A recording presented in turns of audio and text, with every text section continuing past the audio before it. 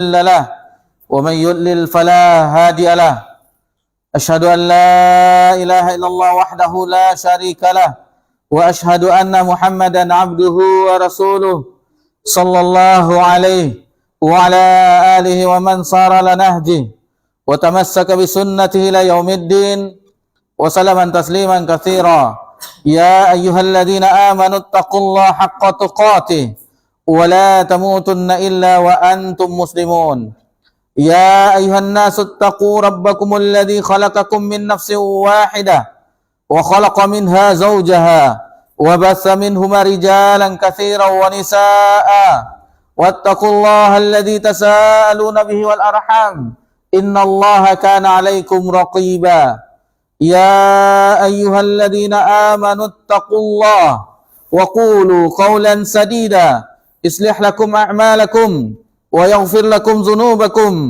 ومن يطع الله ورسوله فقد فاز فوزا عظيما أما بعد فإن أصدق الحديث كتاب الله وخير الهدي هدي محمد صلى الله عليه وسلم وشر الأمور محدثاتها وكل محدثة بدعة وكل بدعة ضلالة وكل ضلالة في النار.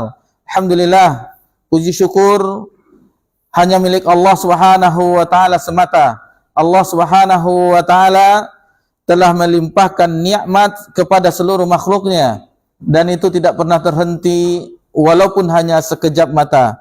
Salawat beriringkan salam kepada Nabi kita tercinta, yakni Nabi Muhammad sallallahu alaihi wasallam. Dan alhamdulillah kita telah berada di pertengahan bulan Jumadil Akhir, tanggal 15 Jumadil Akhir tahun 1446 Hijriah, bertepatan tanggal 16 Desember 2024 Masehi. Tentunya dengan perubahan waktu, perubahan tanggal, perubahan arah tenggelamnya matahari, terbitnya matahari, tentu ada perubahan di waktu sholat. Sebelum kita melanjutkan, apakah di sini tadi ada qobliyah maghrib? Ada. Terlambat. Biasanya kalau azan dari rumah kan, pakai mobil enggak masuk. Tadi pakai motor ngebut, masuk. Ada apa nih? Gimana?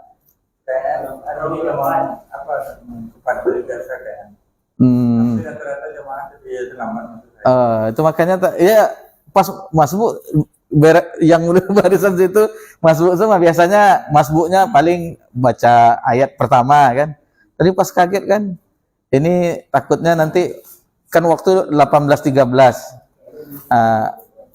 pas diperkirakan ini tidak terlambat nih insyaallah, tahu-tahunya terlambat juga. Masbuk juga. La quwata illa billah, itu qadarullah masyafa'al. Cuman biasanya nih waktu sholat ada yang agak cepat, sekarang udah mulai lambat. 18.13 kalau tidak salah. 18.13 kalau azannya agak merdu bisa jam 18.20 selesai kan, atau 18.25. Salat sunat. Tadi sampai di sini di angka 7 itu jarum panjangnya ada tahiyat akhir tadi kan. Wah, ini ada apa? Atau enggak pakai salat sunat sekarang gitu kan. Tapi yang sudah terjadi ya bagaimana kan, itu hak yang di masjid. Kalau seandainya pengen cepat enggak apa-apa juga, tetapi kalau biasanya menunggu jamaah, biasanya ada sebagian masjid yang kita biasa misalnya 20 menit setelah azan atau 15, biasakanlah itu. Khawatirnya nanti jamaah yang biasa, terkadang ada yang juga puasa kan, puasa sunat Senin dan Ayyamul Bid, siapa tahu kan, buka dulu katanya kan. Ya, alhamdulillah ala kulli hal. Taib. Insyaallah kita di malam ini adalah pertemuan yang ke-7 dan alhamdulillah sebenarnya ini bukan jadwal pelajaran kita. Kita biasanya di Senin yang ke-4. Ya alhamdulillah ini adalah waktu yang mulia, waktu yang kita diberikan kesempatan untuk bisa mengisinya dengan kebaikan tentunya. Kita berharap ini kebaikan. Kenapa kita katakan? Karena waktu menunggu sholat Isya dan kita berada di salah satu rumah Allah, dan alangkah bergembiranya Nabi ketika memberikan kabar, sampai Nabi agak sedikit berlari mengabarkan kepada para sahabat yang di Masjid Nabawi yang menunggu waktu Isya. Nabi mengabarkan kebahagiaan, berbahagialah, kabar gembira. Kemudian Nabi mengatakan bahwasanya pintu-pintu langit dibuka. Dan bagi orang yang berada di halaqah zikr, yakni majelis ilmu, itu adalah salah satu keutamaannya malaikat mendoakan. Malaikat, makhluk Allah yang dekat dengan Allah, al-muqarrabin, mendoakan orang-orang yang berada di majelis ilmu dengan Allahumma ighfir lahu, Allahumma arhamhu, mendoakan agar diampuni dan diberi kasih sayang. Tidak ada ruginya kita dalam belajar ini. Apapun yang dipelajari, apapun bentuknya, yang penting itu dari ajaran Islam. Dibahas firman Allah Subhanahu wa taala dan hadis-hadis Nabi sallallahu alaihi wasallam bahwa itu adalah keutamaan. Keutamaan yang tidak ada taranya. Kenapa kita katakan tidak ada taranya? Itu perkataan Imam Ahmad ibn Hanbal rahimahullah taala.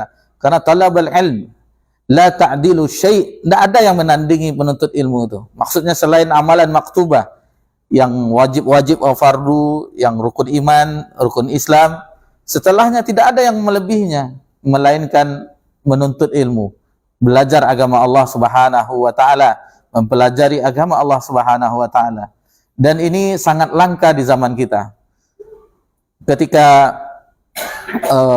Imam Ibnu Hajar Al-Asqalani menjelaskan tentang hadis, salah satu hadis, dan ini kalau tidak salah hadis ini tidak kriteria sahih di dalam Sahih Bukhari, tetapi Imam Muslim meriwayatkan di dalam sunnahnya, dan Imam An-Nawawi itu mencantumkan hadis ini di dalam Matan Arba'in An-Nawawiyah nomor 36. Itu yang penggalannya, man salaka tariqan yaltamisu fihi ilman, barang siapa yang keluar dari rumahnya dalam rangka mempelajari agama Allah, menuntut ilmu agama, sahalallahu lahu bihi tariqan ilal jannah, maka Allah akan memudahkan baginya jalan menuju surga. Kata Ibnu Hajar Asqalani, ini adalah jalan yang paling mudah menuju surga Allah. Tidak ada yang lebih mudah melainkan belajar agama. Jihad kita ada pengorbanan harta, jiwa, ada luka-luka. Salat ada gerakannya. Ruku, sujud, ada gerakan. Kalau di majelis ilmu belajar agama, duduk, dengarkan, atau kita membaca, kalau bisa kita menelaah sendiri, alhamdulillah. Mudah. Dan itu sudah diborong oleh ulama terdahulu. Keutamaan itu sudah diborong oleh ulama terdahulu. Di zaman-zaman dahulu, di zaman keemasan Islam, di zaman orang-orang mengumpulkan hadis Nabi sallallahu alaihi wasallam yang rela melakukan perjalanan yang jauh. Mereka berpindah-pindah dari Kufah ke Basrah, ke Yaman, ke Madinah, ke Mekah, ke negeri-negeri yang ada ulamanya. Mereka mengumpulkan hadis-hadis dari Nabi sallallahu alaihi wasallam. Mereka borong keutamaan ini. Mereka mengetahuinya. Ini adalah jalan menuju surga Allah Subhanahu wa taala. Dan hadis ini, keutamaan ini itu diremehkan, diabaikan oleh kaum muslimin di zaman ini. Mana majelis ilmu yang seperti zaman Imam Ahmad bin Hanbal yang hadir 5.000 orang di dalam majelisnya. Ini alhamdulillah 15 orang. Alhamdulillah. Di zaman Imam Ahmad itu yang hadir ada saat kalau tablik akbar, ya tablik akbar ini majelis biasa. Ketika Imam Ahmad bin Hanbal menyampaikan hadis Nabi SAW, itu tidak ada mikrofon, pengeras suara tidak ada. Jadi saking jauhnya suara itu namanya saut mukabir, itu berbalasan. Haddatsana fulan. Lalu di paling belakang itu menyampaikan haddatsana fulan sampai terdengar yang di belakang. Nah, seperti itu. Karena diameternya jauh, yang paling jauh di situ begitu menyampaikan haddatsana fulan dengan teknologi yang terbatas. Dan ketika khalifah ketika itu, raja, penguasa, presiden di zaman kita mendengar gemuruh di Baghdad, heran, ada apa? Lalu dijawab oleh orang-orang yang di istana kerajaan, Imam Ahmad bin Hanbal bersin katanya. Jadi Imam Ahmad bin Hanbal bersin, alhamdulillah, yarhamukallah, karena ribuan yarhamukallah itu bergemuruh suaranya, terdengar sampai ke istana raja, sampai raja cemburu. Nah, itulah di zaman kemuliaan ilmu. Jadi kalau ketika ada khalifah yang berjalan, ada ulama yang berjalan, yang banyak pengikutnya yang menyertai itu ulama. Sementara khalifah orang biasa saja. Kalau sekarang enggak, ini apa kita nih anggota dewan ini wali kota ini, presiden ini, segala macamnya. Nah, itulah keterbalikan, karena di zaman dahulu orang mengetahui keutamaan ilmu. Kalau di zaman sekarang kita sudah yang hadis itu hadis yang dikatakan penyakit wahan, karena kita sudah wahan, penyakit wahan yakni hubbud dunya wa karihatul maut, itu mencintai dunia dan takut akan kematian. Itu sedikit muqaddimah untuk membangkitkan semangat kita untuk mempelajari agama Allah Subhanahu wa taala. Kita insyaallah di pertemuan yang ke-7 dalam membahas memetik faedah dari buku Syarh Aqidah Ahlussunnah wal Jamaah yang buah karya dari salah seorang ustaz kita, Ustaz Yazid bin Abdul Qadir Jawas rahimahullah taala. Dan alhamdulillah telah kita selesaikan 4 bab, alhamdulillah. Dan insyaallah kita di pertemuan ini insyaallah akan masuk bab yang kelima di halaman 85. Jadi telah kita selesaikan 4 bab di pembahasan sebelumnya, 6 kali pertemuan. Coba Bang Umar, tolong dibacakan bab pertama di halaman 21, apa bunyi babnya? Anggap saja kita ujian ini, kan orang dah ujian kan. Alhamdulillah telah kita pelajari bab pertama. Bab yang kedua di halaman 39. Itu yang sudah kita pelajari. Kaidah dan prinsip ahli sunnah wal jamaah dalam mengambil dan menggunakan dalil. Yang bab yang kedua, bab yang ketiga di halaman 45. Penjelasan sebagian kaidah dalam mengambil dan menggunakan dalil. Alhamdulillah telah kita selesaikan bersama. Yang bab yang keempat halaman 76.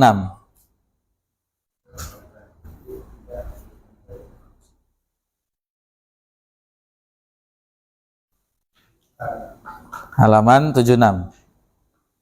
Beberapa karakteristik akidah Ahlussunnah wal Jamaah. Alhamdulillah telah kita pelajari, dan itu adalah nikmat dari Allah Subhanahu wa taala. Allah mudahkan kita mempelajarinya. Kemudian kita lanjutkan langkah kita dalam mempelajari memetik faedah dari buku Syarh Aqidah Ahlussunnah wal Jamaah, itu di halaman 85. Apa bunyi Bang Umar? Kewajiban ittiba atau mengikuti jejak salafus saleh dan menetapkan manhajnya. Itu insyaallah yang akan kita pelajari. Barakallahu fikum, jazakumullah khair telah membacakan pelajaran kita yang telah lalu, dan mudah-mudahan kita masih ingat apa yang telah kita bahas. Sekarang kalau ada waktu luang dibaca lagi untuk agar kita bisa mantap kokoh, sehingga kita mengetahui bagaimana akidah Ahlussunnah wal Jamaah. Di bab yang kelima ini insyaallah kita akan membahas dalil-dalilnya. Dalil-dalil yang pertama dari Al-Qur'anul Karim, itu ada 7 ayat yang disebutkan oleh penulis. Semoga Allah merahmatinya beliau. Kemudian yang kedua dari As-Sunnah, sabda Nabi sallallahu alaihi wasallam, itu ada 5 hadis yang akan kita pelajari. Kemudian yang ketiga, dalil-dalil dari penjelasan ulama, itu ada 9, nanti dinukilkan insyaallah. Lalu yang terakhir insyaallah bagian yang keempatnya, perhatian ulama terhadap akidah Ahlussunnah, akidah salafus saleh, akidah salafus saleh. Baik, mudah-mudahan Allah memudahkan kita untuk bisa mempelajarinya bersama-sama. Adapun di buku beliau, karya beliau yang lainnya, ini Mulia dengan Manhaj Salaf, itu lebih banyak lagi. Itu kalau ada dari dalam Al-Qur'anul Karim ada 23 ayat, di dalam As-Sunnah 22 hadis, kemudian perkataan dari sahabat itu ada 7, dan 14 dari perkataan ulama, semua ulama terdahulu, termasuk 4 imam mazhab, itu dinukilkan bagaimana harus berakidah salafus saleh, akidah Ahlussunnah wal Jamaah yang lurus, yang jernih, yang bersih, yang jauh dari segala penyimpangan. Baik, kita insyaallah mempelajari apa yang dibawakan oleh muallif rahimallahu taala. Jadi mengikuti manhaj atau jalan salafus saleh, yaitu para sahabat, adalah kewajiban setiap kita, setiap kaum muslimin wajib mengikutinya. Ini bukan ajakan dari penulis buku, tidak. Bukan ajakan dari ulama-ulama yang di Arab Saudi misalnya, atau ustadz-ustadz yang mendakwahkan akidah Ahlussunnah. Akan tetapi kewajibannya adalah dari Al-Qur'anul Karim, firman Allah Subhanahu wa taala. Kemudian dari hadis Nabi sallallahu alaihi wasallam, dan begitu juga dengan asar-asar para sahabat. Jadi mengikuti manhaj, jalan salafus saleh para sahabat itu wajib hukumnya. Wajib hukumnya. Jadi ini bukan ajakan dari kelompok, bukan. Ahlus sunnah wal jamaah, salafus saleh itu bukanlah kelompok atau sekte-sekte, tetapi itulah beragamanya Nabi SAW dan para sahabat. Dan kaum muslimin sampai akhir zaman itu wajib mengikutinya. Cara beragamanya sebagaimana para sahabat radhiyallahu anhum. Dalil dari Al-Quran yang pertama dalam surah Al-Baqarah ayat 137 di halaman 86. Bagi yang ada bawa buku, di halaman 86 Allah Subhanahu wa taala berfirman, A'udzu billahi minasyaitonir rajim. Fa in amanu bimithli ma amantum bih faqad ihtadaw. Maka jika mereka telah beriman sebagaimana yang kamu imani, sungguh mereka telah mendapat petunjuk. Fa in tawallaw fa innahum fi shiqaq. Tetapi jika mereka berpaling, sesungguhnya mereka berada dalam permusuhan denganmu. Fasayakfikahumullah.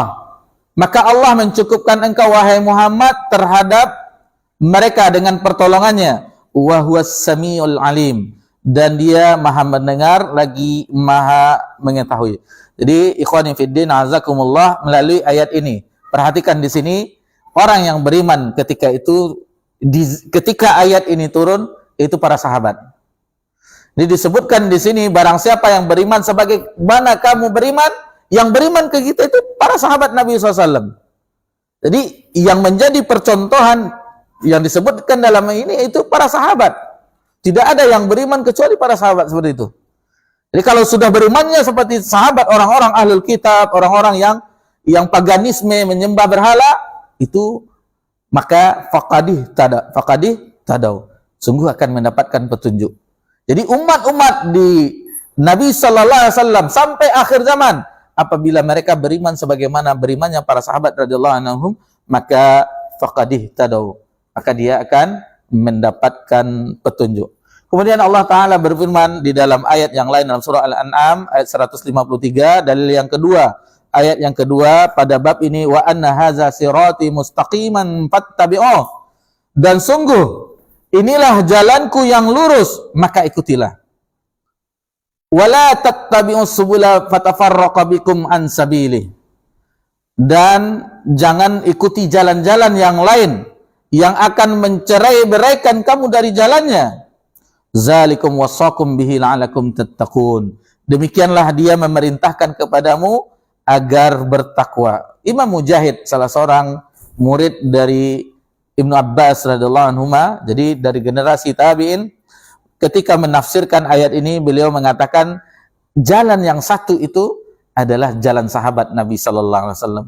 Jalan yang disebut wa anna hadza sirati mustaqiman fattabi'uh, itu jalan yang satu itu adalah jalan sahabat radhiyallahu anhum ajmain. Tentu Mujahid itu mendapatkan dari gurunya. Siapa? Ibnu Abbas radhiyallahu anhuma. Kemudian sebegitu juga Ilmu Al-Qayyim rahimahullah taala juga menjelaskan yang mengantarkan kepada Allah hanya satu. Maksudnya yang satu itu adalah para sahabat radhiyallahu anhum ajmain. Kemudian yang ketiga di bagian bawah halaman 87, Allah Subhanahu wa taala berfirman dalam surah An-Nisa ayat 115, "Wa may yushakkikir rasula min ba'di ma tabayyana al-huda wa yattabi' ghayra sabilil mu'minin nuwallihi ma tawalla wa nuslihi jahannam wa sa'at masira." Dan barang siapa yang menentang Rasul setelah jelas kebenaran baginya dan mengikuti jalan yang bukan jalan orang-orang mukmin, kami biarkan ia dalam kesesatan yang telah dilakukannya itu, dan akan kami masukkan ke dalam neraka jahanam, dan itulah seburuk-buruk tempat kembali. Di sini diulang kembali bahwasanya jalan, jadi yang mengikuti jalan yang bukan jalan mukminin, orang yang beriman ketika itu adalah ketika ayat ini turun adalah para sahabat radhiyallahu anhum ajma'in. Ini sama dengan dalil yang di bawahnya dalam surah Al-Baqarah ayat 285, ayat yang keempat pada bab ini, amanar rasulu bima unzila ilaihi min rabbih wal mu'minun. Orang-orang mukmin ketika itu hanyalah para sahabat, tidak ada yang lain. Itu sudah jelas menandakan, sudah berapa ayat? 4 ayat dijelaskan bahwasanya jalan yang satu, jalan yang benar, jalan yang tidak menyimpang adalah jalan orang mukmin, dan orang mukmin ketika itu adalah para sahabat radhiyallahu anhum ajma'in. Baik. Kemudian dalil yang kelima, ayat yang kelima pada bab ini yang dari firman Allah Subhanahu wa taala, ayat dalam surah At-Taubah ayat 100. Allah Subhanahu wa taala berfirman, was-sabiqunal awwaluna minal muhajirin wal ansar. Orang-orang yang terdahulu, lagi yang pertama-tama masuk Islam di antara muhajirin dan ansar, walladzina tabauhum bi ihsan, dan orang-orang yang mengikuti mereka dengan bi ihsan, dengan baik, radhiyallahu anhum wa radu'an. Jadi orang-orang muhajirin, orang ansar, dua golongan. Lalu yang ketiga, walladzina tabauhum, dan mengikuti mereka bi ihsan, dengan baik. Apa yang dapat diperoleh? Radhiyallahu anhum. Allah meredhoinya. Jadi orang muhajirin, orang ansar, dan orang yang mengikuti muhajirin dan ansar dengan baik, radhiyallahu anhum. Allah akan meredhoi mereka. Waradu'an, dan mereka juga redho terhadap apa yang Allah berikan kepada mereka. Wa'adda lahum jannatin tajri tahtal anharu khalidina fiha abada. Itu balasan bagi orang yang diredhoi Allah, yaitu surga. Surga yang mengalir sungai di bawahnya dan abadi selama-lamanya. Dzalikal fawzul 'adzim. Dan itulah keberuntungan yang sangat besar. Nah, bagi kemenangan yang sangat besar adalah orang-orang yang Allah redhoi, dan bagi siapa yang diredhoi oleh Allah Subhanahu wa taala tentu mendapatkan balasan, yaitu surga. Baik. Kemudian yang keenam, ayat yang keenam dalam surah Ali Imran ayat 110, kuntum khaira ummah.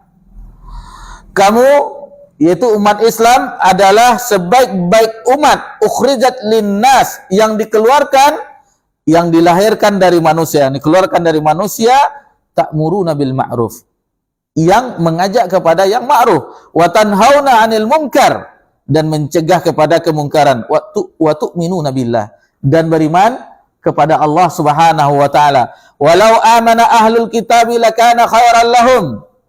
Dan sekiranya ahli kitab itu beriman, tentulah itu lebih baik dari mereka. Itu lebih baik bagi mereka. Minhumul mu'minuna wa aktsaruhumul fasiqun. Dan kebanyakan dari mereka itu adalah orang-orang yang fasik. Ini dijelaskan di sini, ayat ini menunjukkan bahwa Allah Subhanahu wa taala telah menetapkan keutamaan para sahabat atas sekalian umat-umat yang lain, yaitu dengan menunjukkan keistiqomahan para sahabat dan keadaan mereka tidak menyimpang dari syariat yang terang benderang. Dan Allah mempersaksikan terhadap para sahabat radhiyallahu anhum. Mereka mengajak kepada yang ma'ruf dan mencegah kepada yang munkar. Taib. Kemudian dalil berikutnya, dalil yang ketujuh dalam firman Allah Subhanahu wa taala dalam surah Al-Fath ayat 29, wa'adallahu alladhina amanu wa 'amilus salihati minhum maghfiratan wa ajran 'azima. Allah menjanjikan kepada orang-orang yang beriman dan mengerjakan kebajikan di antara mereka ampunan dan pahala yang besar. Itu janji Allah Subhanahu wa taala terhadap orang-orang yang beriman dan mengerjakan kebajikan, yaitu ampunan, maghfirah dari Allah, wa ajran 'azima, dan pahala yang sangat besar. Alhamdulillah, 7 ayat dalil yang menunjukkan wajibnya mengikuti manhaj salafus saleh, manhaj tata cara jalannya beragamanya orang-orang terdahulu, para sahabat. Alhamdulillah telah kita dengarkan bersama-sama. Jadi sebagaimana kita sebutkan tadi, itu bukan ajakan dari individu, bukan ajakan dari penulis, bukan ajakan dari ulama-ulama tertentu, tetapi Allah Subhanahu wa taala yang menyebutkan di dalam Al-Qur'anul Karim agar mengikuti jalan para sahabat radhiyallahu anhum ajma'in. Baik, kita masuk ke pembahasan berikutnya dari as-sunnah, dari sabda Nabi SAW. Abdullah bin Mas'ud radhiyallahu anhu berkata, yang pertama dari sunnah Nabi SAW, khattalana Rasulullah SAW khattan biyadih. Jadi Rasulullah SAW membuat garis dengan tangannya. Jadi Nabi buat di tanah garis lurus, lalu Nabi SAW menyebutkan haza sabilullahi mustaqimah. Inilah jalan Allah yang lurus. Nabi menjelaskan, dibuat garis di atas tanah lurus, ini jalan Allah yang lurus. Wa khatta khututan an biyamini wa shimali. Yang lurus itu dibuat oleh Nabi, ada yang ke kanan dibuat seperti ini, lalu yang ke kiri dibuat juga seperti ini oleh Nabi SAW. Itu digaris oleh Nabi di atas tanah. Tsumma qala, lalu Nabi membaca firman Allah Subhanahu wa taala dalam surah Al-An'am ayat 153, hazi subul. Ini adalah yang ke kiri, yang ke kanan itu adalah jalan yang laisa minha sabilun illa alai syaitanu yad'u ilaih. Jadi Nabi menyebutkan ini jalan yang ke kanan, yang ke kiri, yang Nabi buat garis lurus, itu adalah jalan syaitan yang membuat perpecahan dan yang akan memecah umat, yang akan menyesatkan umat. Summa qara'a qaulahu ta'ala, lalu Nabi SAW membaca firman Allah Subhanahu wa taala dalam surah Al-An'am ayat 153, wa anna hadza sirati mustaqiman fattabi'u. Inilah jalanku yang lurus, maka ikutilah. Wala tattabi'us subula fatafarraqa bikum an sabili. Dan jangan ikuti jalan-jalan yang akan mencerai-beraikanmu dari jalannya. Dzalikum wasaqum bihi la'alakum tattaqun. Yang demikian itulah Allah memerintahkan kepadamu agar kamu la'alakum tattaqun, agar menjadi hamba yang bertakwa. Kemudian yang kedua, Abdullah bin Mas'ud berkata Rasulullah SAW bersabda, dari dalil dari as-sunnah yang kedua, hadis yang kedua, khairun nas qarni, sebaik-baik manusia adalah di zamanku, di masaku, kata Nabi SAW, di kurunku. Tsummal ladzina yalunahum, kemudian zaman setelahnya. Kemudian dikatakan oleh Nabi, tsummal ladzina yalunahum, kemudian sesudahnya. Jadi 3 generasi Nabi sebutkan itu adalah sebaik-baik manusia. Khairun nas, sebaik-baik manusia. Siapa yang mengucapkan? Nabi SAW. Itu para sahabat. Kemudian tabi'in, tsummal ladzina yalunahum, kemudian at-tabi'ut tabi'in. Tsumma yaji'u qaumun tasbiqu sahadatu ahadihim yamina wa yaminuhu syahadah. Kemudian kata Nabi SAW, setelah itu akan datang suatu kaum yang persaksian salah seorang dari mereka mendahului sumpahnya dan sumpahnya mendahului persaksiannya. Jadi hadis ini sahih, diriwayatkan oleh Imam Bukhari dan Imam Muslim dan yang lainnya dari sahabat Abdullah bin Mas'ud radhiyallahu anhu. Jadi dalam hadis ini diambil pelajaran bahwasanya Nabi mengisyaratkan keutamaan para sahabat radhiyallahu anhum ajmain dengan perkataan khairun nas. Di riwayat yang lain khairu ummati, sebaik-baik umatku. Dan di lafaz yang kita sebutkan khairun nas, sebaik-baik manusia qarni, yaitu di zamanku. Mereka lah orang-orang yang paling bagus akidahnya, yang paling selamat akidahnya, manhajnya, akhlaknya, dakwahnya, ibadahnya, seluruhnya. Mereka lah orang-orang yang dikatakan sebaik-baik manusia. Nabi yang mengucapkan. Jadi Allah Subhanahu wa taala telah merekomendasi para sahabat, kaum Muhajirin dan Ansar. Allah yang merekomendasi. Turun firman Allah Subhanahu wa taala yang menyebutkan keutamaan mereka. Lalu Nabi menyampaikan dari lisan yang mulia sallallahu alaihi wasallam bahwa merekalah umat Nabi yang terbaik. Siapa mereka yang hidup di zaman Nabi? Di situ ada Abu Bakar, ada Umar, ada Utsman dan seluruh para sahabat yang ikut perang Badar, perang Uhud, perang Ahzab, seluruh peperangan mereka ikut bersama Nabi SAW. Mereka mengalami penderitaan ketika di periode pertama di Mekah. Apa yang mereka alami? yang tentu telah kita ketahui di buku-buku sejarah. Bagaimana penindasan kafir Quraisy kepada mereka. Dan bahkan mereka diboikot selama lebih kurang 2,5 atau 3 tahun. Yang tidak boleh melakukan transaksi jual beli, tidak boleh berkata-kata, dan mereka ketika itu diungsikan di padang pasir. Sampai habis pasokan makanan. Tidak ada yang dimakan, gandum, tepung yang ini segala macamnya, kurma, tidak ada lagi yang dimakan. Tidak ada yang mau menjual kepada mereka. Itu lebih kurang 3 tahun. Sehingga kata sebagian sahabat, apa yang mereka konsumsi untuk bertahan hidup, terkadang mereka mengambil tumbuh-tumbuhan, semacam tumbuh-tumbuhan di padang pasir, yang itu daunnya berduri. Itu yang mereka konsumsi. Bahkan sebagian kami, kata mereka, kotorannya, maaf, itu seperti, karena yang itu konsumsi yang dikonsumsi oleh kambing, domba yang lainnya, dimakan oleh sahabat yang ketika itu diboikot, maka kotorannya seperti kotoran kambing. Itu yang mereka alami. Penindasan terhadap mereka, itu telah kita ketahui bagaimana Bilal, bagaimana keluarga Ammar bin Yasir, bagaimana Khabbab bin Al-Arat, dan seluruhnya. Bahkan Nabi SAW tidak luput dari keadaan mereka. Nabi SAW, Nabi yang mulia SAW, Nabi ketika sujud, itu isi perut onta diletakkan di punggung Nabi yang mulia SAW.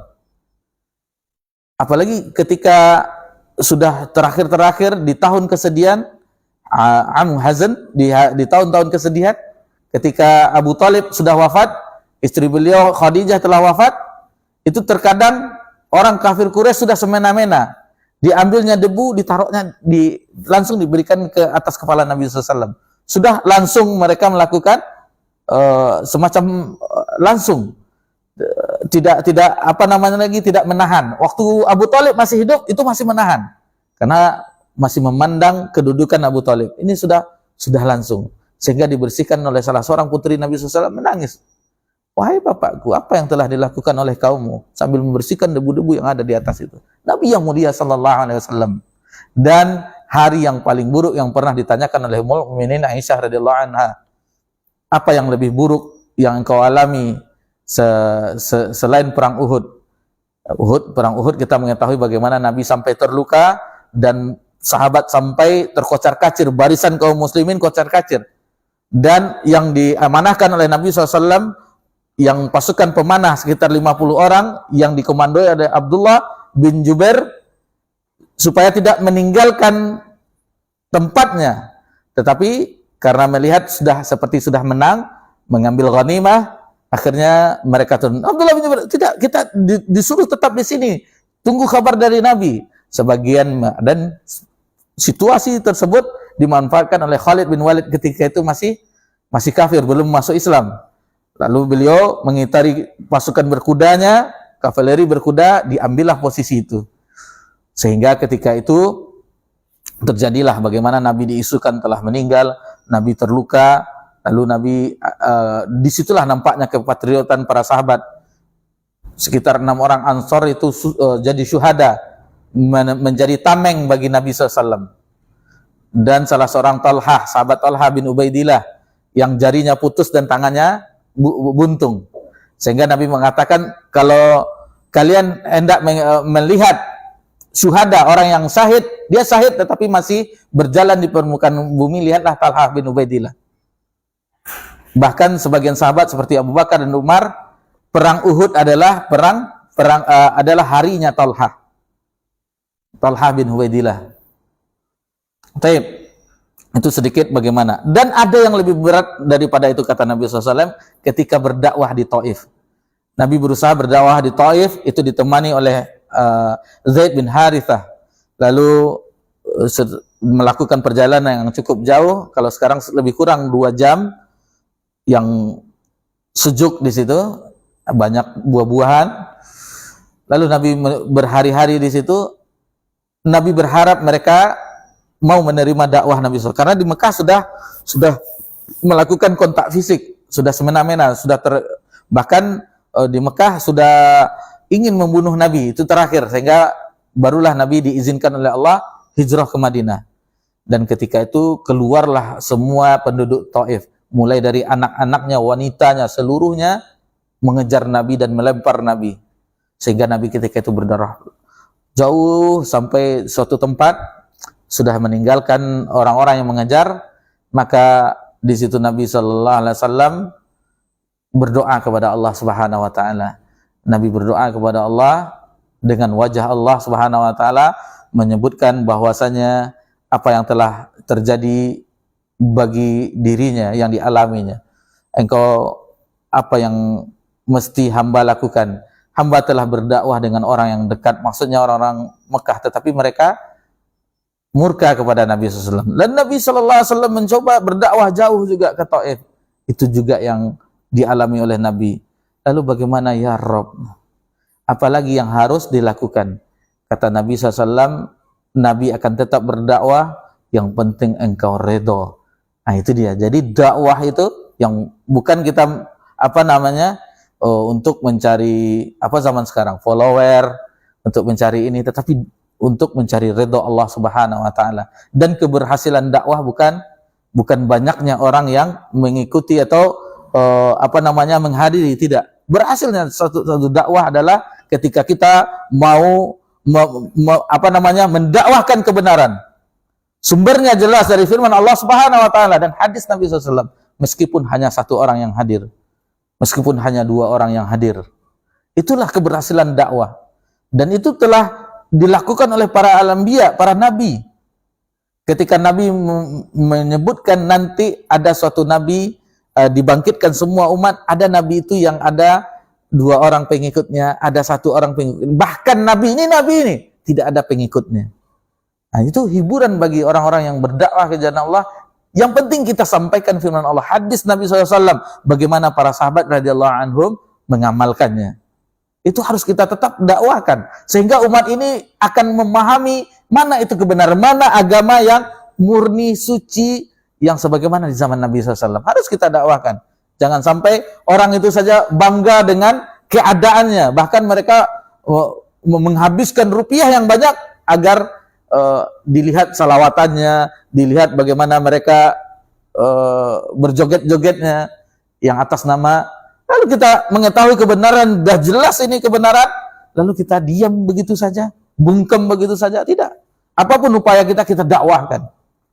Apapun caranya, media banyak sekarang.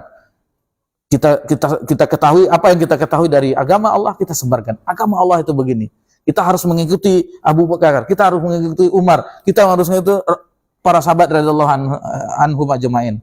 Harus kita dakwahkan manhaj salaf ini, sehingga umat akan mengetahui dan tidak akan lagi, oh ternyata saya dulu salah, kirain salafi wahabi yang menghalalkan darah kaum muslimin, salafi yang salah pikir. Tidak.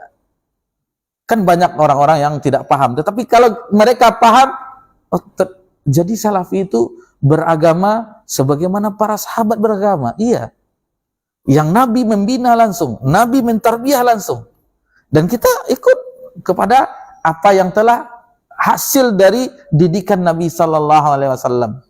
Sehingga meninggalkan seluruh tarikoh apapun namanya. Naqsabandiyah, ini semuanya banyak sekali tarikoh dari Sufiyah dan kelompok-kelompok yang memecah belah kaum muslimin. Baik. Kita lanjutkan hadis Irbad, dan ini disebutkan ada di hadis Arba'in Nawawiyah nomor 28. Qala Irbad radhiyallahu anhu, shalla bina Rasulullah sallallahu alaihi wasallam zata yaum, thumma aqbala alaina fa'adhana mau'izatan balighah zafarat minhal uyun wa wijalat minhal qulub. Faqala qail ya Rasulullah ka'anna hazi mau'izatu muwaddi'. Fama ta'ahadu ilaina faqal usikum bitaqwallah was-sam'i wa ta'ati wa in abadan habasyiyah. Jadi kata Irbad bin Sariyah, suatu hari Rasulullah SAW pernah salat bersama kami. Tentu Nabi SAW menjadi imamnya. Kemudian beliau menghadap kepada kami dan memberi nasihat kepada kami. Dengan nasihat, perhatikan nasihat dari Nabi SAW yang membuat air mata berlinang, yang membuat hati bergetar. Dan ada yang berkata kepada Nabi SAW, wahai Rasulullah, berilah kami nasihat seolah-olah ini adalah nasihat perpisahan, nasihat yang tidak ada lagi kita akan mendengar nasihat darimu ya Rasulullah, nasihat yang terakhir darimu ya Rasulullah. Lalu Nabi mengatakan, usikum bitaqwallah, aku wasiatkan kamu semuanya agar bertakwa kepada Allah. Dan ini wasiat Allah, wasiat para nabi dan rasul, wasiat Nabi sallallahu alaihi wasallam, wasiat orang-orang ulama terdahulu, yaitu wasiat takwa, ittaqillah, wasiat takwa, dan wasiat khotib hari Jumat. Ya ayyuhallazina amanu taqullaha haqqa tuqatih, usikum bittaqwallah.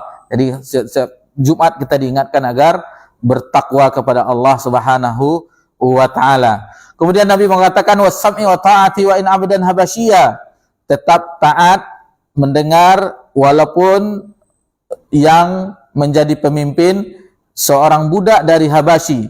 Fa innahu may ya'si minkum ba'di fasayara ikhtilafan katsira. Apa kata Nabi SAW? Sesungguhnya jika salah seorangmu berumur panjang akan mendapati perselisihan, fasayara ikhtilafan katsira, perselisihan yang banyak. Jadi setelah Nabi SAW wafat dan begitu juga sampai akhir zaman, itu perselisihan. Dan kita saksikan sekarang bagaimana kita di keluarga kita beradik kakak, yang ini ustadz idolanya yang ini, yang ini yang ustazah ini karena banyak di TikTok katanya, yang ini yang begini. Itu kita di beradik kakak saja. Belum lagi dengan tetangga, belum lagi dengan, dan belum lagi yang bagaimana kaum muslimin di dunia ini. Banyak sekali perbedaan, perpecahan. Fa'alaikum bisunnati wa sunnatil khulafa'il mahdiin ar-rasyidin. Jadi Nabi SAW memberikan solusi dari perpecahan itu. Apa kata Nabi SAW? Fa'alaikum bisunnati. Hendaklah berpegang teguh dengan sunnah Nabi SAW dan sunnah khulafa'ir rasyidin yang mendapatkan petunjuk. Tamassaku biha wa addu 'alaiha binawajiz, kata Nabi SAW. Jadi menggigitnya, kata Nabi SAW, bukan dengan gigi depan, gigi seri depan, tetapi dengan gigi yang dalam, gigi geraham. Harus digigit kuat-kuat. Wa iyyakum wa muhdatsatil umur. Dan waspadalah, hati-hatilah kamu terhadap sesuatu yang baru. Fa inna kulla muhdatsatin bid'ah. Karena sesuatu yang baru itu dalam agama, ini dalam agama adalah bid'ah, wa kullu bid'atin dhalalah. Dan setiap bid'ah itu adalah kesesatan. Kadang dai nasional yang kita tidak, kenapa dengan bid'ah tidak memahami, masih mengatakan sedikit-sedikit bid'ah. Dia mengatakan tentang teknologi. Kalau begitu pergilah haji umroh dengan onta, kan bid'ah pesawat. Tidak sampai pemikiran. Yang kita katakan ini masalah bid'ah, masalah agama, perkara agama yang tidak ada contohnya dari Nabi Sallallahu Alaihi Wasallam, tidak pernah diamalkan oleh sahabat. Lalu kita mengamalkannya. Apakah kita lebih turun Jibril kepada kita untuk mewahyukan ini adalah sesuatu yang akan mendekatkan diri kepada Allah, yang akan menjadikan kita menjadi hamba yang bertakwa. Sementara Nabi dan para sahabat tidak ada mencontohkannya. Dan sekarang kan bid'ah itu ada yang hasanah, ada yang Nabi menyebutkan wa kullu bid'atin dhalalah, dan setiap bid'ah itu adalah kesesatan. Adapun bid'ah yang disebutkan oleh Umar sebaik-baik bid'ah adalah ini, pernah kita singgung juga bahwasanya maksudnya itu adalah bid'ah secara lughah, secara bahasa. Karena secara bahasa bid'ah itu sesuatu yang baru. Dan itu pun Umar mengatakan itu bukan sesuatu yang baru. Karena waktu itu sholat tarawih yang dikumpulkan oleh Umar kembali. Sementara Nabi SAW pernah mengamalkannya 3 malam berturut-turut. Jadi tidak ada yang baru sebenarnya, cuma mengembalikan yang pernah dilakukan oleh Nabi SAW dan seterusnya dan seterusnya. Kita azan Isya dulu, insyaAllah akan kita lanjutkan setelah azan Isya, insyaAllah.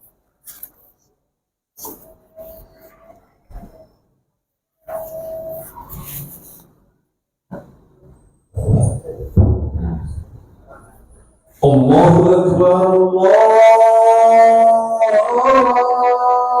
Akbar, Allahu Akbar,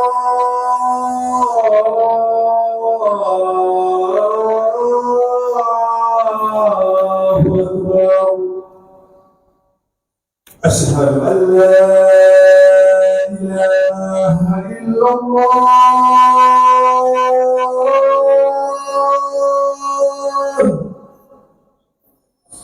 أشهد أن لا إله إلا الله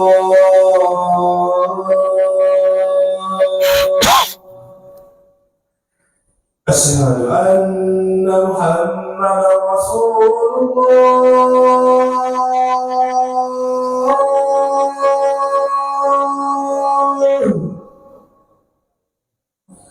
أشهد أن محمدا رسول الله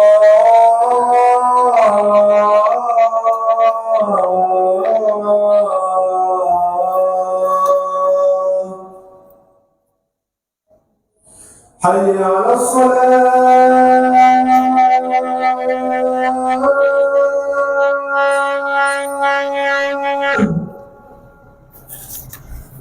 حي على الصلاة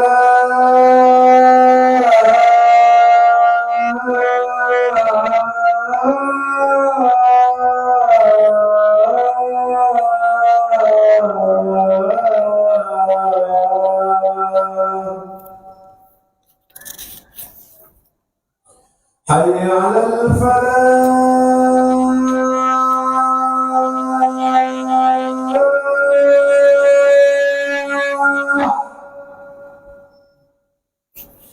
حي على الفلاح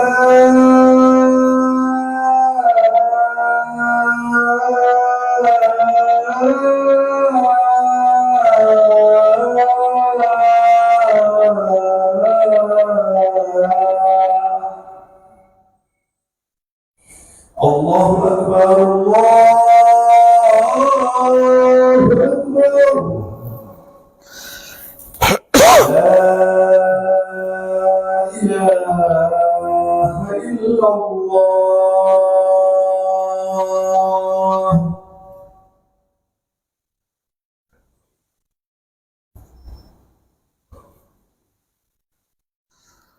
Alhamdulillah. Wassalatu wassalamu ala rasulillah ma ba'd. Ikhwani fi din azakumullah. Alhamdulillah, tadi dalil yang ketiga dari sunnah Nabi SAW telah kita pelajari, itu dari sahabat Irbad bin Sariyah, yang mana Nabi menjelaskan bahwa umat ini akan berpecah belah dan solusinya agar berpegang dengan sunnah Nabi Sallallahu Alaihi Wasallam. Kemudian ada hadis iftirakul ummah, perpecahan umat yang menjadi 73 golongan. Nabi Sallallahu Alaihi Wasallam bersabda, ini adalah dalil yang keempat dalam sunnah. Ala inna man qablakum min ahlil kitab iftaraku ala sintaini wa sab'ina millah. Ketahuilah sesungguhnya orang-orang sebelum kamu dari ahlul kitab telah berpecah menjadi 72 golongan. Lalu Nabi menyebutkan wa inna hazil millata satafariqu ala salatin sab'in. Adapun umat ini, kata Nabi sallallahu alaihi wasallam, akan berpecah menjadi 73 golongan. Sintani wa sab'una finnar. 72 itu di neraka, wa wahidatun fil jannah, dan satu di surga, wahiyal jamaah, dan yang satu itu adalah al jamaah. Adapun dalil yang kelima itu di riwayat yang lain, kulluhum finnari illa millatan wahidah. Seluruhnya kelompok-kelompok tersebut seluruhnya itu di neraka kecuali satu, ma ana alaihi wa ashabi. Jelas Nabi menyebutkan ma ana alaihi wa ashabi, yang mana aku dan para sahabatku berjalan di atasnya. Jelas di hadis yang 73 golongan. Jadi kita tidak dituntut untuk menyatukan 73 golongan ini. Cuman kita dituntut di sini agar berada di aku dan ma ashabi. Aku dan sahabatku berada di jalannya. Dan kita dituntut untuk bersama jamaah, yaitu bersama para sahabat radhiyallahu anhum ajmain. Kita tugasnya bukan menyatukan kelompok organisasi ini kayak kita sampai sekarang Muhammadiyah dan NU tidak pernah bersatu ini baru di Indonesia, ormas besar, organisasi ormas masyarakat. Apalagi partai-partai yang lainnya, itu memecah belah kaum muslimin. Itu makanya sebagian ulama yang keras itu tidak setuju dengan demokrasi, karena demokrasi itu ada partai yang akan memecah belah kaum muslimin. Tidak mungkin yang partai biru akan loyal dengan partai merah dan seterusnya. Itu makanya sebagian ulama yang mengecam itu tidak ada. Ini akan memecah belah kaum muslimin. Taib. Jadi kita seluruhnya diancam dan kita dituntut agar bagaimana yang satu itu menjadi yang satu itu bersama para sahabat Nabi dan para sahabat yang berada di atasnya. Taib. Alhamdulillah telah 5 dalil-dalil dari sunnah Nabi SAW. Tadi 7 dari ayat Al-Quran telah kita bawakan, dan sekarang dari dalil dari penjelasan ulama. Abdullah bin Mas'ud berkata, dan ini adalah dari penjelasan dan ulama yang pertama, ittabi'u wa la tabtadi'u. Hendaklah kalian mengikuti dan jangan kalian berbuat bid'ah. Faqad kufitum wa kullu bid'atin dolalah. Sungguhnya kalian telah dicukupkan oleh sunnah dan setiap bid'ah adalah sesat, kata Abdullah bin Mas'ud. Dan beliau juga berkata di ungkapan yang lain, innallaha nazara fi qulubil ibad. Sesungguhnya Allah melihat, memperhatikan di dalam hati hamba-hambanya. Fawajada qalba Muhammadin sallallahu alaihi wasallam khairu qulubil ibad. Lalu Allah melihat pada hati Nabi sallallahu alaihi wasallam, Muhammad sallallahu alaihi wasallam itu sebaik-baik hati hambanya seluruhnya. Fastafahu li nafsi. Maka Allah memilih Nabi sallallahu alaihi wasallam untuk menjadi rasulnya. Kemudian fabtaghathu bi risalatih, dan mengembankan risalah dari Allah Subhanahu wa taala. Kemudian kata Abdullah bin Mas'ud, "Tsumma nazara fi qulubil ibadi ba'da qalbi Muhammadin sallallahu alaihi wasallam." Kemudian diperhatikan hati yang baik setelah hati Nabi sallallahu alaihi wasallam, wa fawajada quluba ashabi khairi qulubil ibadi faja'alhum wa zura'a nabi. Jadi maka dijumpai hati yang lebih baik setelah hati Nabi Muhammad adalah hatinya para sahabat radhiyallahu anhu. Maka merekalah yang dipilih untuk mendampingi Nabi sallallahu alaihi wasallam. Jadi bukan kita yang mendampingi, bukan Bang Umar mendampingi Nabi. Umar juga, tapi Umar bin Khattab, bukan Umar yang ini. Karena kalau diperhatikan berarti hati kita semuanya yang hidup di zaman ini itu tidak ada standarisasi yang sesuai kehendak Allah untuk mendampingi nabinya. Lihatlah mereka, pengorbanan mereka. Merekalah hamba Allah setelah Nabi sallallahu alaihi wasallam yang paling bertakwa. Merekalah yang setelah Nabi sallallahu alaihi wasallam yang wara, yang ibadahnya yang kita ketahui, sedekahnya yang kita ketahui, dan bagaimana pengorbanan perjuangan mereka di jalan Allah Subhanahu wa taala, dan kesempurnaan iman mereka tidak sebanding dengan kesempurnaan kita. Kalau kita kan masih kadang benar enggak janji Allah, tidak. Kalau mereka sudah jelas itu ayatnya, sudah jelas Nabi mengabarkan, mereka mengamalkannya. Mereka patuh terhadap apa yang telah disampaikan oleh Nabi sallallahu alaihi wasallam. Dan itu yang tidak kita miliki. Kita masih ragu, apa benar nih? Masih ragu-ragu. Sementara mereka mengetahui langsung penuh keimanannya. Taib. Kemudian kata Abdullah bin Mas'ud, yuqatilu ala dini. Nah, jadi mereka yang mendampingi Nabi sallallahu alaihi wasallam, mereka adalah orang-orang yang berperang di atas agama Allah Subhanahu. Fama ra'al muslimuna hasanan fa huwa indallahi hasan. Nah, ini rekomendasi juga terhadap para sahabat, apa yang dipandang kaum muslimin ketika itu yaitu para sahabat, maka itu baik pula di sisi Allah Subhanahu wa taala. Wa ma ra'au sayyi'an fa huwa indallahi sayyi'. Dan apa yang dipandang buruk oleh kaum muslimin ketika itu yaitu para sahabat, maka itu buruk di sisi Allah Subhanahu wa taala. Dijelaskan oleh muallif rahimallahu taala asar. Jadi kalau asar itu adalah ungkapan perbuatan dari sahabat. Itu asar namanya. Kalau hadis itu segala yang disandarkan kepada Nabi SAW, baik itu perkataan, perbuatan, takrir, persetujuan Nabi, dan sifat-sifat Nabi SAW, akhlak Nabi. Itu baru hadis Nabi SAW. Sementara asar adalah itu perbuatan, kemudian ungkapan dari para sahabat radhiyallahu anhum ajmain. Dan ini hujjah. Asar itu hujjah di dalam beragama. Kenapa kita katakan memang ilmu itu? Imam Az-Zahabi mengatakan ilmu yaitu qala Allah, qala Rasul, wa qala sahabat. Dan ini kita mengetahui bagaimana rekomendasi Allah Subhanahu wa taala kepada, jadi mereka mengeluarkan sesuatu dalam agama ini bukan dari hawa nafsu mereka. Mereka cari sumbernya dari firman Allah dan mereka cari sumbernya dari hadis Nabi SAW, dan seandainya tidak mereka jumpai baru mereka berijtihad. Baru mereka berijtihad sebagaimana ketika seorang sahabat yang diutus oleh Nabi SAW, siapa? Huzaifah bin Yaman atau Abu Musa al-Ansari. Apa yang akan engkau ajak? Aku akan mengajaknya kepada kitab Allah ya Rasulullah, kepada sunnah Nabi. Kalau seandainya tidak, baru mereka berijtihad. Baik.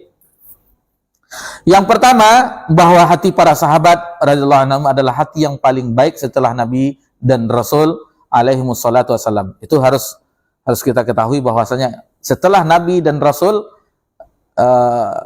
setelah yang baik hatinya yang Allah pilih adalah para sahabat radhiyallahu anhum. Kemudian yang kedua, sahabat adalah pendamping Nabi yang setia kepada beliau. Lalu yang ketiga, para sahabat adalah para pejuang, pembela agama Islam. Dengan perantaraan mereka lah tersebar ke seluruh, Islam itu tersebar ke seluruh pelosok dunia. Dan itu telah dikhabarkan oleh Nabi SAW. Pada peristiwa perang Ahzab atau perang Khandaq yang terjadi pada tahun 5 Hijriah, itu setelah 2 tahun dari setelah perang Uhud. Meskipun ada perang-perang kecil, tetapi yang perang besar setelah itu di tahun ke-5 Hijriah, dan ini adalah perang besar yang terakhir, karena Ahzab itu sekutu. Dan dikatakan juga perang Khandaq ketika itu, ini adalah usulan dari Salman Al-Farisi radhiyallahu anhu, bahwasanya jadi Nabi mendapatkan informasi akan datang 10.000 pasukan ke kota Madinah. Lalu Nabi bermusyawarah dengan sahabat, maka berbagai usulan datang, maka diterimalah usulan Salman Al-Farisi. Dulu kami di Persia, jika ada yang ingin menyerang, maka kami membuat parit yang akan dilewati. Ketika menggali parit itu, Nabi SAW sudah menjelaskan. Jadi ketika menggali parit, ada sesuatu yang keras, semacam batu yang keras yang tidak satu pun sahabat bisa memecahkannya. Lalu Nabi SAW datang, dan itu para sahabat mengganjal, mereka kelaparan. Mereka kelaparan berhari-hari menggali parit. Mereka di antara sahabat mengganjal satu batu supaya tidak terasa lapar di perutnya. Sementara Nabi ketika itu 2 batu mengganjal di perutnya. Lalu ketika Nabi memecahkan dengan cangkul, maka Nabi bertakbir, Allahu Akbar. Dan dinampakkan yang kuning-kuning dan putih-putih. Maksudnya nanti akan ditaklukkan Romawi dan Persia. Dan sadaqah Rasulullah. Rasulullah SAW benar, di zaman Umar bin Khattab, 2 imperium besar itu ditaklukkan di dalam ketika kekhalifahan Umar bin Khattab radhiyallahu anhu. Taib. Yang keempat, para sahabat adalah orang yang paling paham tentang agama Islam, paling takut, paling selamat, dan paling bijaksana. Yang kelima, ijma' sahabat adalah maksum, sehingga tidak mungkin atau mustahil mereka sepakat dalam kesesatan. Sebagaimana disebutkan tadi, apa yang dipandang baik oleh para sahabat itu baik di sisi Allah, dan apa yang dipandang buruk itu adalah buruk di sisi Allah. Masih perkataan Abdullah bin Mas'ud yang ketiga, man kana minkum muta'asiyan falyatassa bi ashabi Muhammadin sallallahu alaihi wasallam. Barang siapa di antara kalian yang ingin meneladani, hendaklah meneladani para sahabat Muhammad sallallahu alaihi wasallam, fa innahum kanu abarra hazil ummati quluba. Karena sesungguhnya mereka adalah umat yang paling baik hatinya, wa amaqaha ilma, paling dalam ilmunya, wa aqallaha takallufa, lalu paling sedikit bebannya, wa aqwamaha hadiya, paling lurus petunjuknya, wa ahsanaha hala, dan paling baik keadaannya. Qauman ikhtarahumullah li suhbati nabiyyi, suatu kaum yang Allah pilih, yang Allah telah memilih kaum tersebut untuk menemani nabinya, mendampingi nabinya. Fa'arifu lahum fatlahum, maka kenalilah keutamaan mereka. Wattabi'uhum fi atharihim, dan ikutilah asar-asar mereka. Fa innahum kanu 'alal hudal mustaqim, karena mereka berada di jalan yang lurus. Tidak mungkin ulama, profesor, doktor, insinyur, semuanya yang gelarnya di depan namanya, di belakangnya PhD, MC, dan semuanya itu melebihi keutamaan Abu Bakar, keutamaan Umar, keutamaan Utsman. Mustahil Oh ya, gurunya memang, tapi dia lulusan Oxford, Ustaz. Ngapain belajar di Oxford? Lulusan Kanada, dia Islam katanya, tapi belajar di Kanada. Tujuannya apa? Balik ke Indonesia memporak-porandakan akidah umat Islam. Jadi kita harus kembalikan umat sebagaimana akidah Abu Bakar, akidah Umar, bagaimana ketakwaan mereka, bagaimana mereka di dalam agama ini. Nabi sallallahu alaihi wasallam yang mengajarkan langsung. Ketika wahyu turun, firman Allah, Jibril bolak-balik turun, mereka memahaminya. Dijelaskan oleh Nabi, maksud ayat ini begini, maksud ayat ini begini. Tidak mungkin orang yang di akhir zaman lebih memahami, lebih mengetahui dari mereka para sahabat radhiyallahu anhum. Imam Al-Auza'i yang wafat tahun 1157 Hijriah mengatakan, "Isbir nafsaka 'ala sunnah." Bersabarlah dirimu di atas sunnah. Waqif haitsu waqafal qaum. Tetaplah tegak sebagaimana para sahabat tegak di atasnya. Wa qul bima qalu. Katakanlah sebagaimana yang mereka katakan. Wa kuffa amma kafu'an. Tahanlah dirimu dari apa-apa yang mereka menahan dirinya. Wasluk sabilu salafikas salih, dan ikutilah jalan salafus salih, yaitu para sahabat radhiyallahu anhum ajmain, kemudian tabi'in dan tabi'ut tabi'in, fa innahu yasa'u kama wasi'ahum, karena mereka adalah akan mencukupimu apa saja yang mencukupi mereka. Kemudian beliau juga berkata, Imam Al-Auza'i, yang kelima dari penjelasan para ulama, alaika bi athari man salafa. Hendaklah engkau berpegang kepada athar salafus saleh, wa in fadakan nas, meskipun orang-orang menolaknya. Wa iyyaka wa ra'a rijali wa in zakhrafu laka bil qaul. Lalu kata Imam Al-Auza'i, jauhkanlah dirimu dari pendapat orang yang menyalahi salafus saleh, meskipun ia dihiasi pendapatnya dengan perkataan yang indah. Jadi meskipun orang bertutur kata yang indah, bagus, enak didengar, seandainya menyelisihi sahabat Nabi, tinggalkanlah orang yang indah-indah, berpuisi, bersahaja, berpantun itu. Lebih kita memilih sahabat radhiyallahu anhum ajmain. Dan mereka begitu. Orang-orang ulama terdahulu ketika menjelaskan agama Allah Subhanahu wa taala, apakah orang yang pintar berretorika, orang yang indah lisannya, yang manis mulutnya, lalu kita mendustakan apa yang telah dibawa Jibril kepada Nabi Muhammad SAW? Begitu mereka mendakwahkan agama Allah Subhanahu wa taala, mengajak kepada Al-Qur'an dan sunnah Nabi sallallahu alaihi wasallam. Kemudian Muhammad bin Sirin yang wafat pada tahun 110 Hijriah. Ini keluarga Sirin inilah keluarga perawi hadis, baik anak laki-lakinya dan anak perempuannya. Abdullah bin Sirin, Fatimah bin Sirin, semuanya merawikan hadis Nabi sallallahu alaihi wasallam. Kanu yaqulun, mereka para sahabat mengatakan, idza kana ar-rajulu 'ala athari fa huwa 'ala tariqah. Jika ada seorang berada di atas asar, di atas sunnah, maka sesungguhnya berada di jalan yang lurus. Imam Ahmad bin Hanbal wafat tahun 214 Hijriah berkata, ini yang ketujuh, usulus sunnah indana. Pokok dari ahlus sunnah wal jamaah di sisi kami adalah at-tamassuka bima kana alaihi ashabu Rasulullah sallallahu alaihi wasallam, yaitu berpegang teguh terhadap apa yang dilaksanakan oleh para sahabat radhiyallahu anhum ajmain, wal iqtida'u bihim wa tarkul bid'ah, dan mengikuti jejak mereka dan meninggalkan bid'ah. Wa kullu bid'atin fahiya dolalah, dan setiap bid'ah adalah sesat. Jadi dari uraian di atas kata mu'alif dikatakan bahwa Ahlus Sunnah itu meyakini kemaksuman dan keselamatan hanya ada pada manhaj salaf. Jadi manhaj salaf adalah salah satu cara beragama yang maksum. Sebagaimana tadi kita sebutkan dalilnya dalam Al-Quran dan dalam hadis Nabi SAW dan perkataan ulama yang terdahulu. Tidak mungkin cara-cara metode-metode yang orang akhir zaman itu lebih baik daripada apa yang telah diyakini oleh orang-orang terdahulu. Fudail bin Iyad, yang ini adalah yang ke-8. Ittabi' turuqal huda wa la yadurka qillata salikin wa iyyaka wa turuqad dalalati wa la taghtara bi kathratil halikin.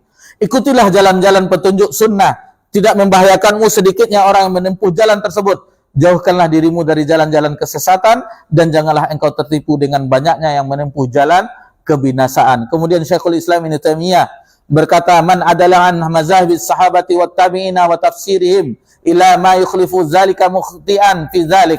Barang siapa yang berpaling dari mazhab sahabat, kemudian tabi'in dan penafsiran mereka kepada yang menyelisihinya, bal mubtadi'an, kata Syekhul Islam. Bahkan disebut ahlul bid'ah, wa in kana mujtahidan maghfuran lahu khata'u. Jika ia sebagai mujtahid, maka kesalahannya akan diampuni. Wa nahnu na'lamu anna al-Qur'ana qara'u sahabatu wattabi'una wattabi'uhum. Kita mengetahui bahwa Al-Qur'an telah dibaca oleh para sahabat, tabi'in dan tabi'un tabi'in. Kemudian wa annahum kanu a'lamu bitafsirihi wa ma'anihi kama annahum a'lamu bil haqqi alladhi ba'athallahu bihi rasulah. Kemudian dilanjutkan oleh Syekhul Islam ungkapannya, dan sungguh mereka lebih mengetahui tentang penafsiran Al-Qur'an dan makna-maknanya sebagaimana mereka lebih mengetahui tentang kebenaran yang dengannya Allah mengutus Rasulnya. Jadi tentu mereka lebih alim daripada kita di zaman ini. Mereka lebih bertakwa daripada kita. Mereka lebih selamat hatinya daripada mereka. Hatinya bening, bersih, suci. Dan itu Allah yang merekomendasi. Nabi yang menyebutkan. Dan para ulama terdahulu, Imam Auza'i, Imam Syafi'i, seluruh imam mazhab, agar mengikuti cara beragama para sahabat radhiyallahu anhum ajma'in. Jadi ini bukan ajakan dari penulis buku, bukan ajakan dari ulama Saudi, ulama ini, tidak. Tetapi ajakan dari Allah. Wajib kita mengikuti cara beragama sahabat. Nabi yang mewasiatkan agar mengikuti jalan para sahabat. Kemudian pembahasan yang terakhir, perhatian para ulama terhadap akidah Ahlussunnah. Jadi seluruh para ulama zaman dahulu itu perhatian, mengumpulkan bagaimana akidah salafus saleh. Mereka membukukannya sebagaimana mereka membukukan hadis-hadis Nabi sallallahu alaihi wasallam. Jadi akidah dan manhaj salaf kita bisa melihatnya, yang pertama kata mu'alif, penyebutan lafaz-lafaz tentang akidah dan manhaj salaf yang diriwayatkan oleh para imam ahlul hadis dengan sanad-sanad yang sahih. Jadi apa yang diyakini oleh para sahabat itu sebagaimana metode dalam hadis Nabi SAW. Pakai sanad yang sahih, jelas siapa yang beriwayat, rawi-rawinya. Seperti Imam Bukhari jelas, hadatsana Musyaddad bin ini, hadatsana ini, jelas siapa yang meriwayatkan, baru an Abi Hurairah, kemudian baru an Nabi sallallahu alaihi wasallam. Jelas siapa yang membawanya. Jadi bukan itu diketahui. Dan diantaranya Imam Az-Zahabi dengan kitabnya Syiar A'lamin Nubala itu tahu siapa itu. Bang Umar tahu kan, hadatsana enggak, misalnya hadatsana Bundar katanya kan, pernah di Sahih Bukhari. Itu diketahui Bundar itu siapa? Nama beliau Muhammad bin Bashar. Kenapa dikatakan Bundar? Karena beliau menguasai seluruh, Bundar itu kan dermaga yang berlabuh dalam bahasa Arab. Karena beliau menguasai seluruh ilmu-ilmu di ulama Basrah ketika itu. Itu digelari Bundar. Ada lagi Gundar, bukan Gundar gigi. Gundar, Muhammad bin Ja'far namanya. Itu guru Imam Bukhari juga. Hadatsana ini Bundar, hadatsana Gundar. Jadi ada ulama itu yang dikenal dengan namanya, ada yang dikenal dengan kunyahnya atau lakopnya. Itu kita tidak mengetahui kecuali dengan mencari ilmu hadis. Jadi ada terkadang sebelum belajar ilmu hadis, hadatsana Az-Zuhri. Dan di yang lain ada sana Ibnu Syihab. Ternyata Az-Zuhri dan Ibnu Syihab ini orang yang sama. Karena Ibnu Syihab Az-Zuhri. Terkadang Imam Bukhari membawakan Az-Zuhri, terkadang Ibnu Syihab. Jadi kadang misalnya berkata Al-A'mash. Siapa Al-A'mash? Rupanya namanya Sulaiman bin Mihran. Jadi itu diketahui, semuanya dibukukan oleh ulama. Ada namanya kitabnya Taqribut Tahzib, ada nama kitabnya Tahzibul Kamal, dan banyak lagi kitab-kitab yang menjelaskan. Dan apabila itu kita baca sebagaimana yang pernah diungkapkan oleh guru kita yang mudah-mudahan Allah melapangkan kuburnya, menerangi kuburnya, Ustadz Armen rahimahullah ta'ala. Ketika kita membaca biografi ulama ini, kita tidak butuh teman-teman yang lain. Seolah-olah kita hidup di zaman mereka. Dan seandainya ini tidak diriwayatkan dengan sanad yang sahih, mustahil orang-orang yang hidup sebagaimana mereka meneladani para sahabat, mereka itu adalah orang-orang yang menginjakkan kakinya, masih menghirup udara di dunia, tetapi hatinya seolah-olah telah berada di taman-taman sorga. Jadi kalau kita di dunia selama-lamanya, kumpulkan harta itu kita, perbanyak istri, kan itu. La haula wala quwata illa billah. Itu selingan supaya tidak terlalu tegang. Kalau belajar akidah itu memang agak keras, agak cepat. Kecuali kita belajar tentang kelembutan hati. Aduh jamaah. Kalau akidah harus jelas supaya nggak ngantuk juga kan. Baik, yang kedua, yang meriwayatkan akidah dan manhaj salaf adalah seluruh ulama kaum muslimin dan berbagai macam disiplin. Jadi semuanya usul fikih, kemudian ahlul hadis, ahlul tafsir, semuanya ada riwayatnya. Jadi tafsiran itu tuh bukan langsung didapat kepada Abdullah bin Mas'ud misalnya, atau Abdullah bin Abbas, ulama tafsir dari sahabat. Itu ada rantai-rantainya, mungkin dari Ikrimah, mungkin dari Mujahid, mungkin dari Atha dan seterusnya. Itu baru didapatkan. Kalau kita belajar tafsir Ibnu Katsir, itu dijelaskan ada sanadnya, ada sanad fulan, baru ada di sini. Berkata Muqatil bin Hayyan misalnya dan seterusnya. Murid-murid dari Abdullah bin Abbas radhiyallahu anhuma. Taib. Jadi akidah manhajus salaf itu sebagaimana juga diriwayatkan dengan riwayat yang mutawatir. Jadi itu diwariskan kepada kita secara mutawatir sebagaimana sunnah Nabi sallallahu alaihi wasallam. Kemudian yang pembahasan yang terakhir, pentingnya akidah salaf di antara akidah-akidah yang lainnya antara lain. Jadi penting bagaimana akidah Ahlussunnah ini, akidah salafus saleh, akidah ahlul athar, akidah firqatun najiyah, akidah al-ghuraba yang telah kita, itu penamaannya banyak tetapi satu. Itu adalah satu. Yang pertama, bahwasanya akidah salaf ini seseorang muslim akan mengagungkan Al-Qur'an dan As-Sunnah. Jadi kalau seorang yang berakidah Ahlussunnah itu akan mengagungkan Al-Quran dan Sunnah. Yang berakidah salafus saleh. Itu bisa dilihat di halaman 100. Adapun akidah selain akidah salaf, itu bisa, itu maksud firman Allah itu begini. Kan lahwal hadis, kan musik itu dikatakan lahwal hadis dalam surah Ar-Rum. Itu kan lahwal hadis yang musiknya yang bagaimana? Yang tidak boleh itu kan cinta-cintaan begini. Kalau itu untuk membangkitkan jiwa kan boleh. Nah, ayat mengatakan bahwa nyanyian itu lahwal hadis. Nabi yang mengatakan itu tidak bagus. Dan para sahabat kalau mendengar musik, ada yang seperti Abdullah bin Mas'ud itu, Ibnu Umar itu menutup kupingnya. Lalu dai-dai yang sekarang boleh kalau itu berbau agama. Akhirnya ada salawatan, joget-jogetlah santri dan santriwati. Apakah ini agama Muhammad sallallahu alaihi wasallam? Nah itu, jadi bagaimana kita harus menjaga ini, bagaimana agama itu sebagaimana mestinya di zaman Nabi Sallallahu Alaihi Wasallam. Kemudian orang-orang akidah salaf itu tidak mau mempermainkan dalil, jadi mereka tidak mau mengikuti hawa nafsunya. Hawa nafsunya tunduk kepada Al-Quran dan As-Sunnah. Kemudian yang kedua, akidah salaf mengikat seorang muslim dengan generasi yang pertama, yaitu para sahabat radhiyallahu anhum, yang mereka itu adalah sebaik-baik manusia. Jadi kita itu, keterikatan kita itu apa yang dipahami oleh Abu Bakar, apa yang dipahami oleh Abu Hurairah, apa yang maksud ini dari Abdullah bin Mas'ud.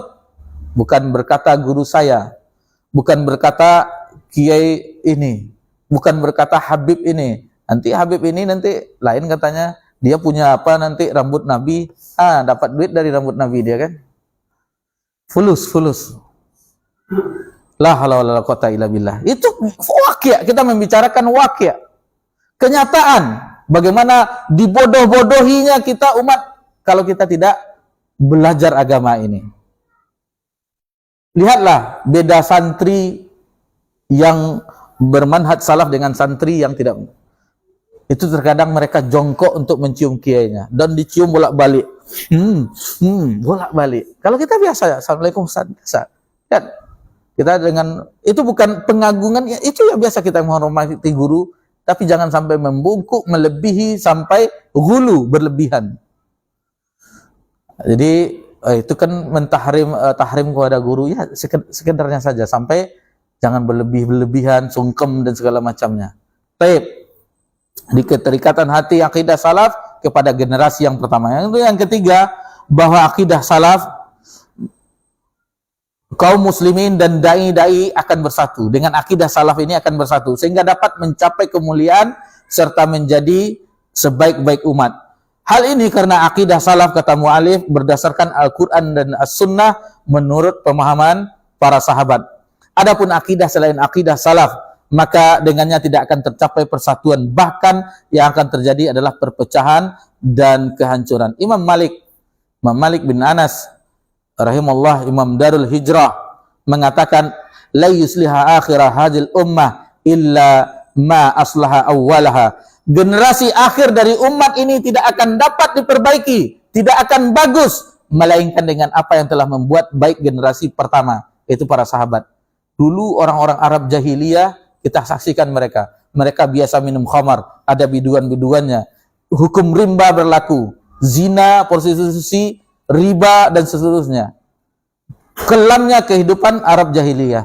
Lalu Allah utuslah Nabi di negeri yang kering kerontang, yang gersang di padang pasir, dan kering juga dengan keimanan. Allah suburkan dengan wahyu. Allah turunkan firman-Nya secara berangsur-angsur selama 23 tahun. Lihatlah orang-orang Arab yang hanya dikenal di zaman itu hanya sebagai pengembala kambing. Lalu mereka menguasai dunia. Kejayaan umat itu. Tidak mustahil orang-orang yang hidup di zaman ini akan berjaya tanpa sebagaimana berjayanya generasi umat terdahulu. Mustahil itu. Apapun yang terjadi, baik sekarang di Suriah yang sekarang kita saksikan, atau di Syam, itu negeri Syam semuanya, di Palestina dan seluruhnya, tidak akan mungkin mencapai kejayaan sebagaimana kejayaan orang-orang yang pernah jaya dengan apa yang telah dibina oleh Nabi sallallahu alaihi wasallam. Yang keempat, akidah salaf ini jelas, mudah, dan jauh dari takwil, jauh dari ta'til, dan jauh dari tasbih. Takwil yaitu menyelewengkan makna. Contoh, Ar-Rahman 'alal arsy istawa, atau summa stawa 'alal arsy. Orang yang memalingkan, mentakwil, memalingkan maknanya istiwa, kata mereka, istiwa ai istaula. Dirubahnya, istiwa adalah istaula, kekuasaan. Orang yang memalingkan maknanya. Ada istiwa, kata Imam Malik, istiwa maklum, orang mengetahuinya. Wal imanu wajib, beriman dengannya wajib. Wa kaif majhul, dan bagaimananya tidak diketahui. Tidak diketahui, kata Imam Malik. Nah, ini sudah jelas. Adapun istiwa dalam akidah Ahlussunnah adalah itu irtifa.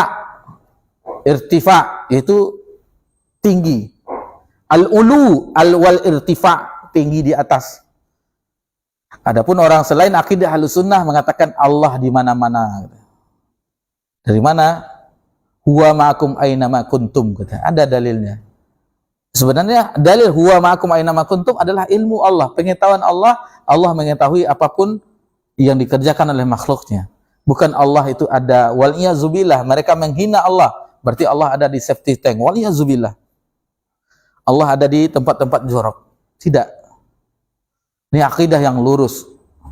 Dan itu adalah ujian. Kalau ada ujian, orang masuk pondok, ada orang masuk salah satu ujian, aina Allah, di mana Allah, itu ditanyakan.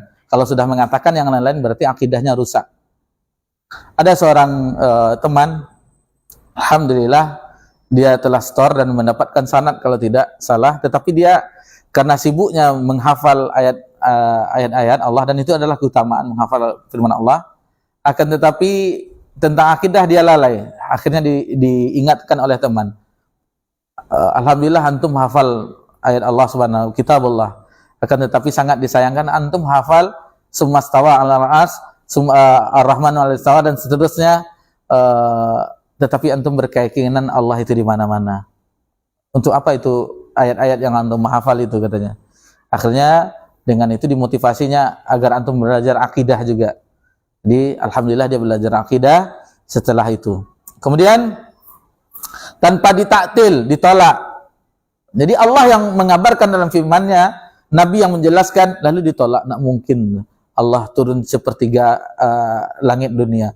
Kalau seandainya Allah turun seperti itu, aras kosong. Dia meyakini Allah tidak istiwa di aras, tapi dia berhujah itu aras kosong, katanya kan? Kan aneh. Nah, jadi dia memikirkan perbuatan Allah. Tidak. Allah itu fa'alu lima yurid. Dan Allah itu tidak ditanya, kita yang akan ditanya. Kemudian mentasbihkannya, mempermisalkannya, menyerupakannya. Tidak. Allah itu tidak sama dengan makhluk. Jangankan makhluk dengan Rabb-nya, dengan Khalik, makhluk dengan makhluk berbeda. Tangan kita dengan tangan monyet berbeda. Kaki kita dengan kaki meja berbeda. Itu makhluk sama makhluk. Dengan kaki kambing berbeda. Kambing tah kakinya 4, tah ada tangannya 2, enggak tahu. Nah, itu apa namanya? Makhluk itu berbeda. Apalagi dengan Rabb Allah yang Khalik, tentunya di situ yang kita harus, seandainya ada nama dan sifat, maka kewajiban dalam akidah Ahlussunnah yaitu menerimanya, menetapkannya sesuai dengan kebesaran dan keagungan Allah Subhanahu wa taala yang maha sempurna, tanpa boleh ditakwil, ditasbih, ditamtsil dan seterusnya.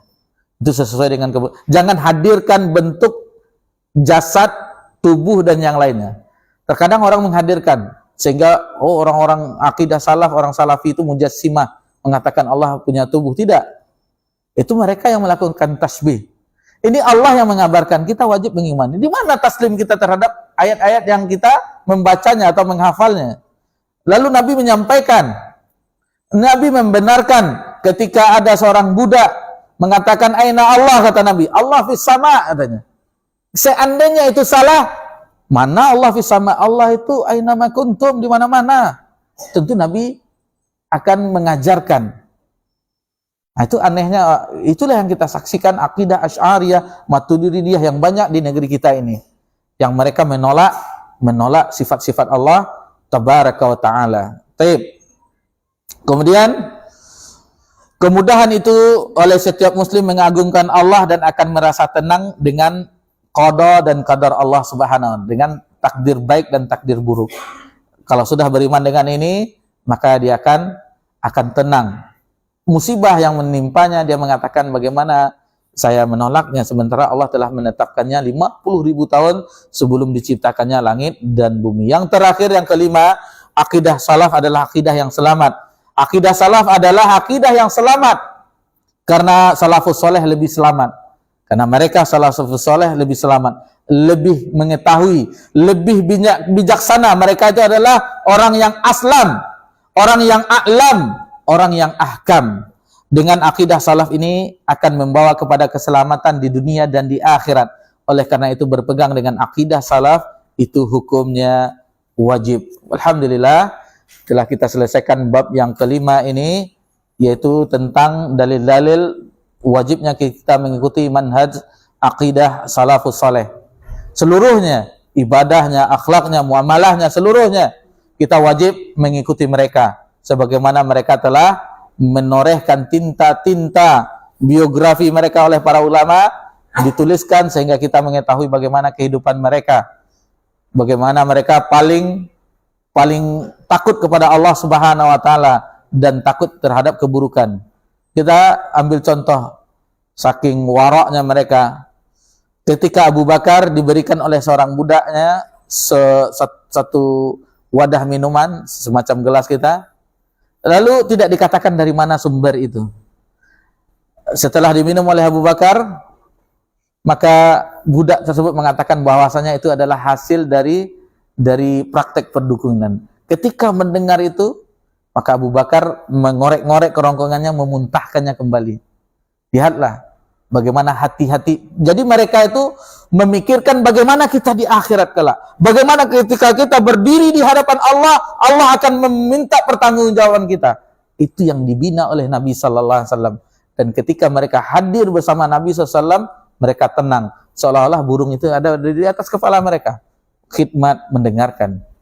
Dan mereka tidak menanyakan hal yang menyeleneh. Kecuali jika ada badui-badui, orang pedalaman yang datang, baru mereka mendengarkan, oh ini pertanyaan orang badui.